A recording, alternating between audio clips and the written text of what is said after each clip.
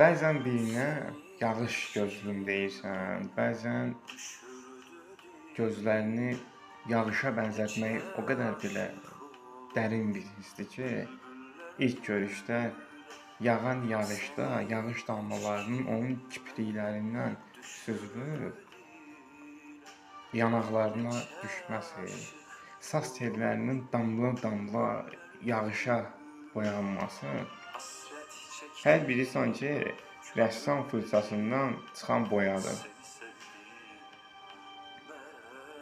Və bunları düşünərək hər hansı onunla bağlı xəyal quranda artıq həqiqətən sevdiyini anlayırsan.